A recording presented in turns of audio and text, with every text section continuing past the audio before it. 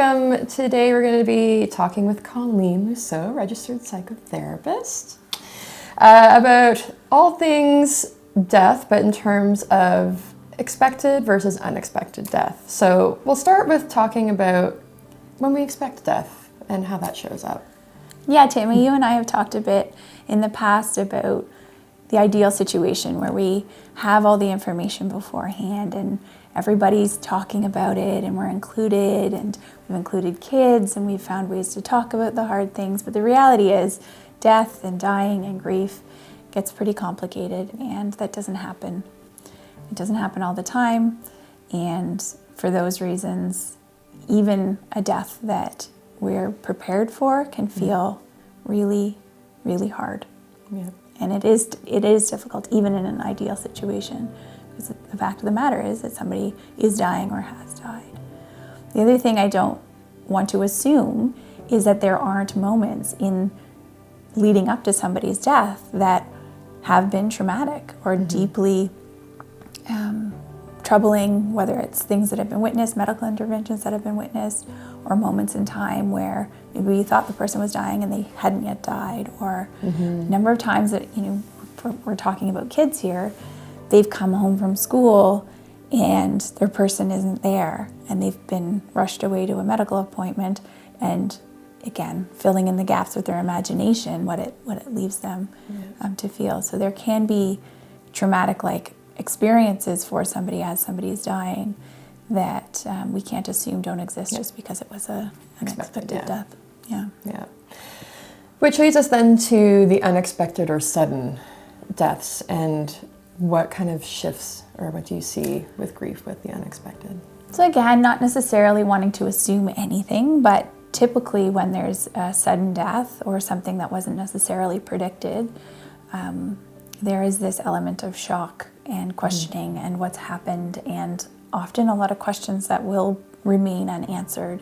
So if we're talking about something like the cardiac arrest or a suicide or an overdose, that neurologically what happens when something intense, emotionally intense happens, our brain kind of oscillates between what happened in the events leading up to that moment and then where are we at now.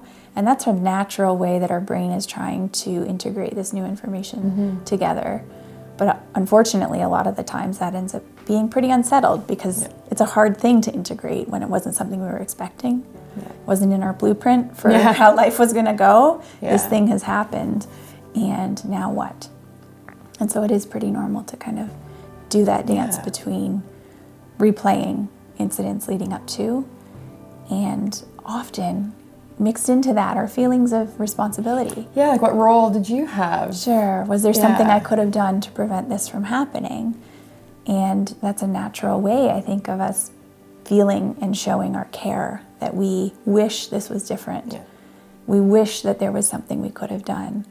But I want to make sure that we're not holding on to that as though it's an actual fact, that there was something you were supposed to do to stop this from happening. Yeah. Something else that can influence grief, regardless of how the death has happened, is how the person is informed that the death has happened.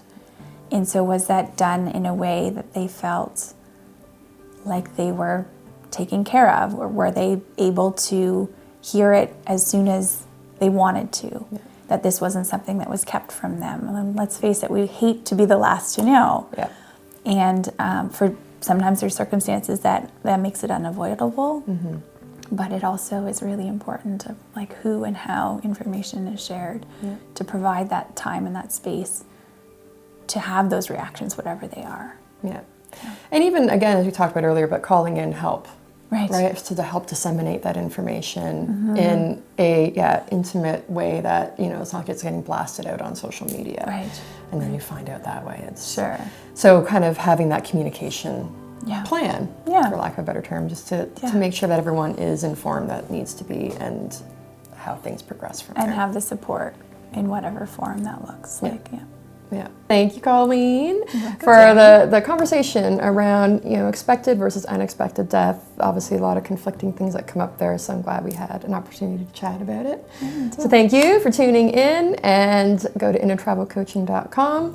We'll be doing more videos and blogs and all that sort of things for more information. So please head over, and thanks for coming by.